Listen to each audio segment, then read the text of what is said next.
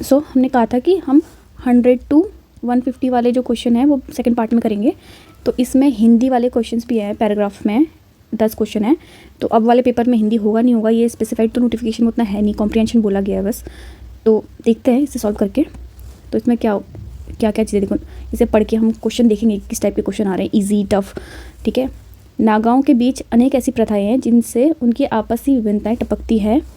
जैसे उदाहरणतः कुछ नागा फसल काटने के लिए औजार का उपयोग करते हैं, परंतु गौरों की तरह सेमा नागा हाथ ही से फसल तोड़ते हैं। ठीक है। इसी तरह अंगामी नागाओं द्वारा सीढ़ीदार खेती बड़े पैमाने पर होती है, परंतु तथाकथित नंगे नागा, टांगफुल, मर्म नागा में यह प्रणाली बहुत ही कम प्रचलित है। झूम प्रणाली में भी विभिन्न नागाओं में बीज बोने के अलग अलग तरीके हैं। दक्षिण की नागा जनजातियाँ आगामी, लहोटा, रेंगमा, सेमा बड़ी सावधानीपूर्वक खेत में छोटे गड्ढे करके उनमें बीज बोते हैं, परंतु ओ और चेंग तथा कोनियक नागा तो बड़ी सावधानीपूर्वक झुम के खेत में बीज छींट देते हैं। तो एक तरीके से नागाज के ऊपर ही पैराग्राफ है। अब देखते हैं कि आंसर ईजी है या टफ है। ठीक है। इनका विषय क्या है, तो नागालैंड तो नहीं है, नागा जनजातियाँ है। ठीक है। और देखते हैं कि और सूटेबल कौन सा हो सकता है। नागा जातियों की संस्कृति कह सकते हैं, नागा जातियों की कृषि रीतियाँ, ये मुझे लगता है मोस्ट सूटेबल है क्योंकि इसमें उनके डिफरेंट टाइप ऑफ एग्रीकल्चर में वो कैसे कैसे करते हैं ये सारी चीज़ें इसमें बताई हैं। ठीक है। अब इसमें पैराग्राफ दिया है, देखो वाक्य चुनना है। सभी नागा जातियों की प्रथाएं एक जैसी है, ये तो नहीं है ना, सबकी डिफरेंट डिफरेंट है। सभी नागा जातियों की प्रथाएं भिन्न है, हाँ ये कह सकते हैं। नागा जातियों के बीच कुछ प्रथाओं में विभिन्नता पाई जाती है, कुछ जातियों के बीच में कुछ प्रथाओं में बोला है। तो इसमें हमें दिख रहा है कि एक तो एग्रीकल्चर से रिलेटेड और जैसे विभिन्न मतलब कुछ प्रथाओं में विभिन्नता होती है। जैसे नागा जातियों की प्रथाएं भारत के अन्य जनजातियों जैसे ही है, ऐसा हम कह नहीं सकते। ठीक है। तो इस पैराग्राफ से हमें क्या पता चल रहा है कि सभी तो नहीं होते हैं पर कुछ के होता है। जैसे काफ़ी सारे ने नाम दिए ना, जैसे आगामी ये लोग मिलकर के एक तरीके से करते हैं। तो ये वाला थर्ड वाला ऑप्शन मोस्ट सूटेबल है इसका। नेक्स्ट, इसमें कितने नागा जातियों के नाम हैं, तो हम इनसे काउंट कर लेंगे। देखो गोल की तरह सेमा नागा हो गया 1। ठीक है। हम पेन का कलर चेंज कर लेंगे, सेमा नागा। इसी तरह आगामी नागा, ठीक है, और नंगे नागा, टांगफुल, मरम नागा, और नेक्स्ट है आगामी, लोटा। आगामी ऊपर हो चुका है तो हम इसको नहीं करेंगे। ठीक है। लोटा, रेगमा, सेमा भी ऊपर हो चुका है तो ये और ये रिपीट हो गए। ठीक है। ओ, चैंग और कोनियक, तो ये हमारे हैं। टोटल कितने हो गए, 1 2 3 4 5 6 7 8 9 10। तो टोटल 10 डिफरेंट नागा की हमारे इसमें जातियाँ बताई गई हैं। तो 10 जो जातियाँ हैं हम उसको टिक कर देंगे। नेक्स्ट इज झूम खेती है। झूम क्या खेती होती है, हमने सुना है ना, झूमिंग कल्टीवेशन। ये खेती होती है कि एक ही खेत में बार बार उत्पन्न करना नहीं, फसल काटते वक्त झूमना नहीं, खेत जोतने के लिए ट्रैक्टर का प्रयोग करना नहीं, खेती के क्षेत्र को बार बार बदलना, जंगल को काट के बार बार चेंज करते हैं ना खेती के प्लेसेस को, उसको झूम कल्टीवेशन बोलते हैं। सावधानीपूर्वक बीज बोने वाले खेत, तो अब यहाँ देखेंगे सावधानीपूर्वक बीज बोने वाले खेत कौन से हैं। ये देखो, बड़ी सावधानीपूर्वक खेत में छोटे गड्ढे करके उनमें बीज बोते हैं। तो आगामी, लोटा, रेगमा, सेमा, तो रेगमा। ठीक है। तो ये वाला ऑप्शन 1 है। किस जाति में सीढ़ीदार खेती अधिक प्रचलित है। अब देखो सीढ़ीदार खेती किस में अधिक प्रचलित है, हमने पढ़ा था ना अभी। तो ये है, देखो आगामी नागाओं में सीढ़ीदार खेती प्रचलित है। ठीक है। तो यहाँ पे ये रहा ऑप्शन 2। हाथ से फसल तोड़ने वाली जाति है। अब हाथ से फसल तोड़ने वाली जाति कौन सी, तो ये है सेमा, जो हमने यहाँ पे पढ़ा था। ठीक है। उसके बाद नेक्स्ट है, कौन सी जाति झूम खेती नहीं करती। ठीक है। देखो ये था झूम खेती ये लोग करते हैं, तो इसके अलावा जो है वो नहीं करते झूम खेती। तो इसमें देख लो सेमा, रेगमा या आगामी या ओ, पर एग्जैक्टली नहीं दिया गया वैसे जवाब कि कौन सा नहीं करती है। पर देखो याला कहीं पे भी नहीं मेंशन किया गया कि झूम खेती कौन से लोग नहीं करते हैं। ये बताया गया कि किस डिफरेंट टाइप्स से हम झूम खेती कर सकते हैं या उनका पैटर्न क्या है, बट ये नहीं बताया कि कौन नहीं करता है। तो इसका आंसर 4 होगा। नेक्स्ट है 109, कौन सी जाति दक्षिण नागालैंड में नहीं है। तो यहाँ पे देखो मेंशन होगा। तो देखो दक्षिण की नागा जनजातियाँ जैसे ये सारी हैं, तो अब देखते हैं इनमें कौन सी नहीं है नीचे। तो इसमें लोटा, रेगमा है, आगामी भी है, तो कोनियक, पर एग्जैक्टली नहीं दिया गया वैसे जवाब कि कौन सा नहीं करती है। पर देखो याला कहीं पे भी नहीं मेंशन किया गया है कि झूम खेती कौन से लोग नहीं करते हैं। ये बताया गया है कि किस डिफरेंट टाइप्स से हम झूम खेती कर सकते हैं या उनका पैटर्न क्या है, बट ये नहीं बताया कि कौन नहीं करता है। तो इसका आंसर 4 होगा। नेक्स्ट है 109, कौन सी जाति दक्षिण नागालैंड में नहीं है। तो यहाँ पे देखो मेंशन होगा। तो देखो दक्षिण की नागा जनजातियाँ जैसे ये सारी हैं, तो अब देखते हैं इनमें कौन सी नहीं है नीचे। तो इसमें लोटा रेगमा है, आगामी भी है, तो कोन्यक कह सकते हैं कि ये इसमें नहीं है, क्योंकि देखो इसमें बताया गया है। तो ये होगा इसका राइट आंसर। 110 का है, किस पूर्वोत्तर जाति के जिक्र है जो नागा नहीं है। तो इसमें हमने गारो से कंपेयर करा था यहाँ पे कि ये गारो की तरह वो करते हैं, तो ये डिफरेंट है, ठीक है। तो देखिए तो बहुत सिंपल क्वेश्चन है अभी इस। पैसेज हम पढ़ के ट्राई करेंगे आंसर करने का। Chinnaswamy Subramaniam Iyer born on 11 December 1982 at Itayapuram in Tamil Nadu to Lakshmi and Chinnaswamy Iyer, a man given to great ambition if not much business acumen. Lakshmi died when Subhaya, as Subramanyam was affectionately called, was only 5-year-old. He spent most of his early days with his maternal grandfather, who introduced him to the treasure of Tamil poetry. By the time he was 7 or 8 years old, he had surrendered himself to the magical world of poetry. So prodigious was his talent that he could improvise poetic lines on the spot, stunning his listeners with his great prowess. He was conferred the title Bharti, one blessed by the goddess of learning. Thus, at the age of 11, Subhaya became Subramanyam Bharti. तो this is the paragraph. तो हमारा इसमें main focus रहेगा कि question किस type के आ रहे हैं, ठीक है। तो सुभाया वॉज द क्या था, Bharati paternal grandfather name not. तो इनको अफेक्शनेटली बोला जाता था। देखो इस सुब्रमण्यम को अफेक्शनेटली क्या बोलते थे, सुभाया बोलते थे। तो यही इनका सेकंड ऑप्शन होगा। पूछा इतायापुरम क्या है, ठीक है। यहाँ पे इतायापुरम मेंशन्ड है जो कि तमिलनाडु में है, बट कहीं पे भी ये मेंशन नहीं है कि ये कोई डिस्ट्रिक्ट है या विलेज है। तो ठीक है, ये देखो ये वाला तो दोनों ऑप्शन इनकरेक्ट हो जाएंगे। ये विलेज और डिस्ट्रिक्ट में कन्फ्यूजन हो सकता है, ठीक है। तो एक तरीके से हमारा ये लॉजिक या फिर हमारी नॉलेज भी चेक कर रहे हैं, ठीक है। तो इसके हिसाब से वैसे विलेज है, ठीक है। अगर हम देखें तमिलनाडु, ये थोत्तीकुड़ी डिस्ट्रिक्ट के अंदर आता है Ettayapuram. Next is Bharati was introduce to joys of poetry by, किसने इंट्रोड्यूस किया था, देखो इन्हें किया था इनकी मैटरनल ग्रैंडफादर। ये देखो यहाँ पे मेंशन है, मैटरनल ग्रैंडफादर ने इनको इंट्रोड्यूस किया था पोएट्री से। तो option third. Why did Bharati lead a poverty stricken life when he was young. तो his father had immense wealth which he lost, ऐसा कहीं पे भी मेंशन नहीं है पैराग्राफ में। इनके फादर एम्बिशियस थे, ये भी मेंशन नहीं है। He choose to lead a simple life, ये हो सकता है। His father had no business acumen, ये भी इनकरेक्ट है। तो third option is the most suitable one, ठीक है। द टाइटल भारती, जो भारती टाइटल है वो क्या रिफर करता है, तो यहाँ पे देखो हमें मेंशन किया गया है कि भारती जो टाइटल है इसका मतलब होता है जो ब्लेस्ड है लर्निंग से, ठीक है। गॉडेस, जो गॉडेस ऑफ लर्निंग है उनकी ब्लेसिंग इनके ऊपर है। तो गॉडेस ऑफ लर्निंग कौन होती है, सरस्वती माता होती है ना। तो इसका ऑप्शन थर्ड होगा, गॉडेस सरस्वती। और नेक्स्ट इज, मतलब देखो डायरेक्ट क्वेश्चन नहीं है, बट गॉडेस ऑफ लर्निंग हमें पता होना चाहिए कि सरस्वती है, या फिर कोई ऐसी मतलब एक तरीके से हिंट दे करके उसके थ्रू आंसर हमें करना है। भारती का टैलेंट प्रोडिजियस क्यों बोला गया है, इसका मतलब क्या है, तो इसका मतलब होता है कि टैलेंटेड होना वेरी यंग एज में। बट बाकी ऑप्शन भी देख लो कि क्यों वो नहीं हो सकते, ठीक है। लार्ज नंबर में, ये भी नहीं है। रियल पोएम बनाते थे, नहीं। He had proper training in poetry, नहीं। तो ये वो होते हैं जिनको बचपन में ही टैलेंट होता है यंग किड्स में, ठीक है। Subbiah lost his mother when he was, तो सुभाया ने अपनी माता को कब लॉस्ट किया था, देखो यहाँ पे दिया है कि जब 5 ईयर ओल्ड के थे वो, तब उन्होंने अपनी मदर को लॉस्ट किया था, ठीक है। तो this will be the right answer, ये डायरेक्ट क्वेश्चन है। अब भारती सरेंडर, किसको सरेंडर किया इन्होंने, ठीक है। तो यहाँ पे इसका सेंटेंस दिया हुआ डायरेक्ट वाला, he had surrender himself to the magical world of poetry, poetry को सरेंडर कर दिया। तो इसका ऑप्शन होगा फोर्थ। तो ये Subbiah became Subramaniam Bharati in the year, कौन सी ईयर में सुब्रमण्यम भारती बने ये, तो इसमें लिखा था एट द एज ऑफ 11 में बने थे। अब 11 एज में इनकी कौन सा ईयर चल रहा था, तो हम देखेंगे 1882 लिखा है। तो हम क्या करेंगे 1882 में 11 ईयर्स ऐड कर देंगे, तो आएगा आंसर 1893। तो answer will be fourth. How did Bharati exhibit his prowess, तो कैसे उन्होंने एग्जिबिट किया अपनी प्रोवेस। क्लासिकल पोएम रिसाइट करते थे, नहीं। By choice of word for poetry, not. By composing poem with deep meaning, नहीं। By improvisation of verses on the spot, तो जैसे यहाँ पे लिखा हुआ है ना कि वो क्या करते हैं, इम्प्रोवाइज करते थे poetic line on the spot. तो ये इसका करेक्ट आंसर, मतलब सिंपल क्वेश्चन है बट थोड़ा सा हमें लॉजिक्स में लगाना है। नेक्स्ट इज इंग्लिश के बाकी क्वेश्चन आ रहे हैं। तो नेक्स्ट क्वेश्चन हमारा है कि हमें आइडेंटिफाई करना है सेंटेंस विद करेक्ट यूसेज, ठीक है। तो ये 4 सेंटेंस दिए, हम बताना कि कौन सा करेक्ट है। Practice makes a man perfect, तो ये करेक्ट आंसर है। बाकी क्यों नहीं करेक्ट है ये मैं बताती हूँ, ठीक है। टीचर एडवाइज द स्टूडेंट, ठीक है, इसमें यूज़ हुआ है एडवाइस, जबकि यहाँ पे यूज़ होना चाहिए था ADVISE, एडवाइस। अब इन दोनों में क्या डिफरेंस है? जो एडवाइस होता है ये यूज़ होता है वर्ब की तरह, मतलब हम किसी को सलाह दे रहे हैं, ठीक है। जब सलाह देने की बात होती है तो एडवाइस यूज़ करते हैं, ठीक है।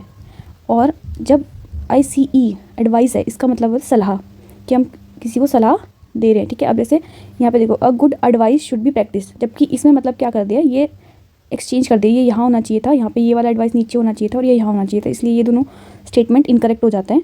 और इस वाले में भी दोनों में प्रैक्टिस है और इसमें भी प्रैक्टिस है, तो क्या डिफरेंट है? इसका प्रैक्टिस का जो लास्ट में C और S है, जैसे प्रैक्टिस और प्रैक्टिस दोनों ही सेम ही है, बट इन दोनों में ये डिफरेंस है कि ये वाला जो प्रैक्टिस है ये नाउन है, ठीक है। और इसमें इसका मतलब होता है प्रैक्टिस करना, मतलब कि अभ्यास, ठीक है। और ये वाला जो प्रैक्टिस है ये वर्ब है और इसका मतलब होता है कि अभ्यास करना। जैसे हम फॉर एग्जांपल लेंगे, जैसे practice the question given in the assignment, ठीक है। इस वाले में ये वाला जो प्रैक्टिस होता है, बट प्रैक्टिस करना जो हम कहते हैं कि अभ्यास करना, तो वो ये वाला है, तो इसलिए correct answer will B option 1। तो मतलब ग्रामर के यूसेज वाले क्वेश्चंस हैं इसमें, ठीक है। तो नेक्स्ट है कि हमें पैसिव वॉइस का बताना है कि कौन सा पैसिव वॉइस है। तो देखो, राधा रोड द बुक, ये एक्टिव वॉइस है, तो ये इनकरेक्ट हो जाएगा। ये वाला करेक्ट है, that movie was scene by millions, बाकी भी चेक कर लेंगे। Krishna played in the garden, this is also incorrect. BCCI cancel the cricket match, this is also incorrect, क्योंकि जो एक्टिव वॉइस होता है उसमें सब्जेक्ट पहले आता है एंड ऑब्जेक्ट बाद में आता है, और जबकि पैसिव वॉइस में ऑब्जेक्ट जो है वो पहले आ जाता है और सब्जेक्ट बाद में आता है। तो this will be the right answer, active passive voice. Next है Rama said please give me a pen, please give me a pen. अब इसका इंडायरेक्ट स्पीच बताना है हमें, ठीक है। तो रामा सेड, जब भी हमारे पास हमें डायरेक्ट टू इनडायरेक्ट कन्वर्ट करना होता है तो हम क्या करते हैं, सेड की जगह पे आस्क पे आ जाता है हमारे पास।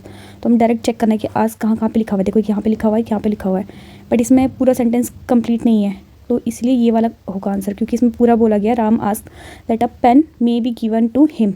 Okay, what is the correct collective noun for grapes?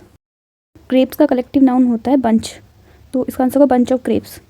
Which of the word in which the letters are in alphabetical order?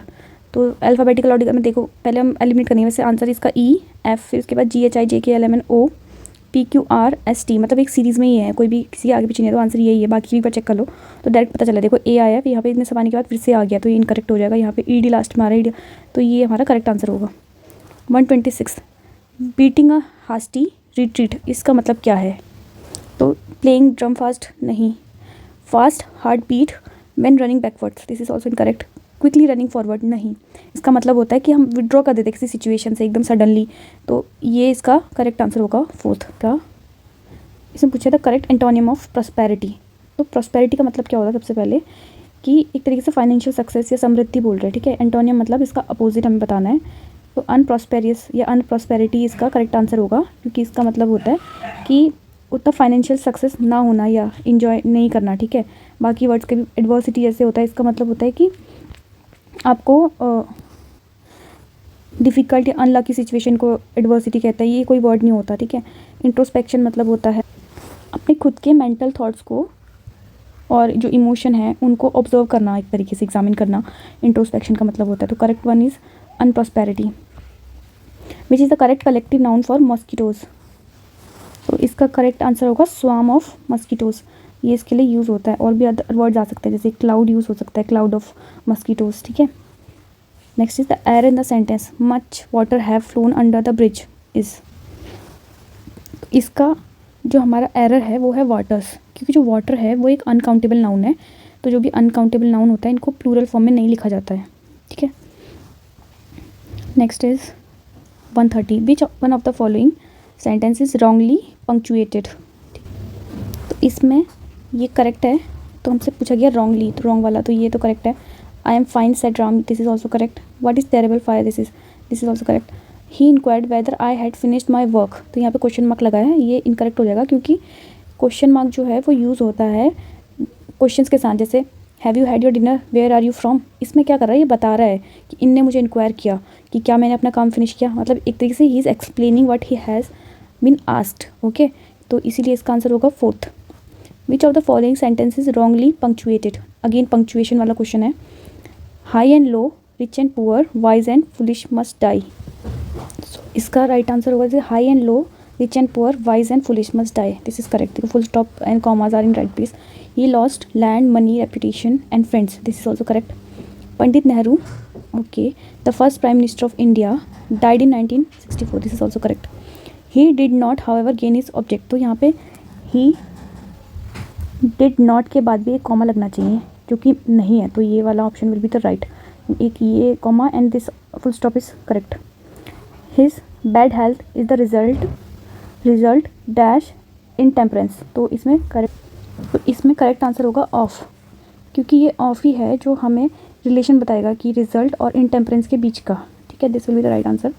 The antonym of the word Fani, तो इसका मतलब होता है कि जो चीज़ ट्रू नहीं है या एक तरीके से जो फेक है, ठीक है, तो इसका करेक्ट एंटोनियम होगा जेन्यून। जेन्यून का मतलब होता है ना जो चीज़ रियल है, तो फेक का opposite real. Which of the following 4 sentence has the word above been use as a preposition, तो मुझे इसका आंसर सेकंड लग रहा है, but I am in doubt, तो अगर किसी को करेक्ट आंसर पता हो तो बताएं, क्योंकि इसमें अबव यूज़ किया है कि ऊपर होता है इसका मतलब, ठीक है।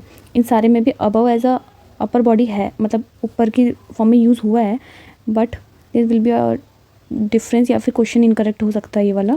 तो please comment below if you have a correct answer to this with a correct explanation.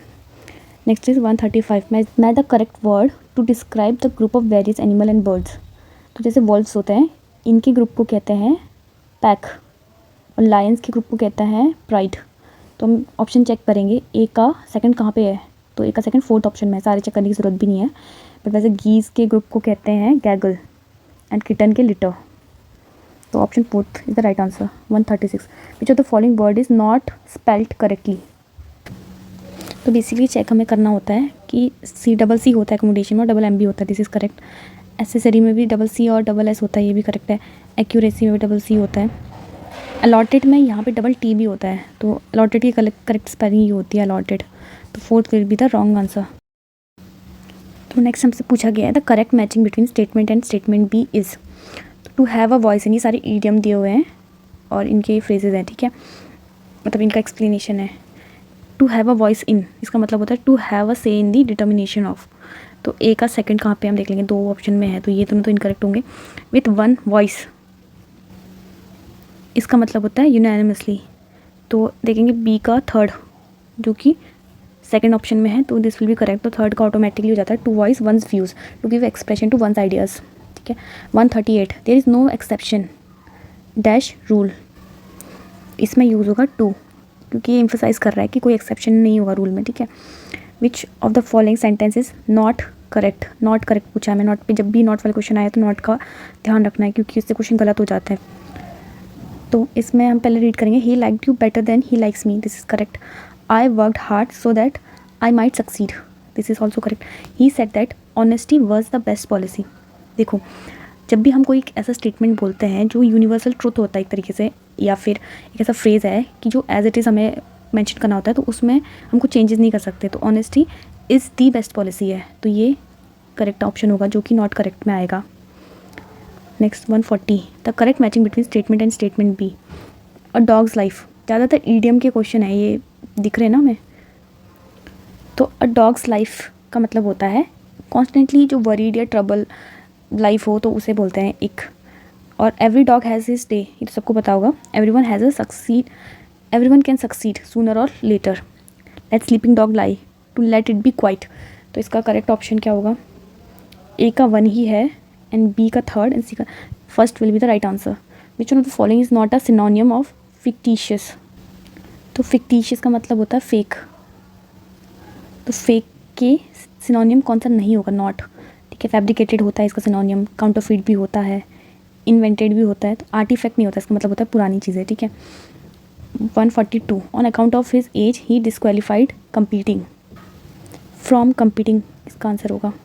N ice cream vendor screams ice cream but nobody buys is dash him, so इसका करेक्ट आंसर होगा of, ice cream but nobody buys of him. Next is which one of the following sentence is not a passive voice, इसमें फिर से not पूछा है, ये passive voice है। The thief was caught, the dog was tease by the boy, this is also passive voice. The bird was killed, ये हमारा active voice में है क्योंकि बर्ड हमारा सब्जेक्ट है, तो इसे बाद में आना चाहिए था, ठीक है।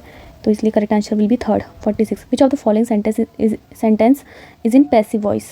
पैसिव वॉइस में फिर से एक्टिव पैसिव के काफ़ी क्वेश्चन हैं।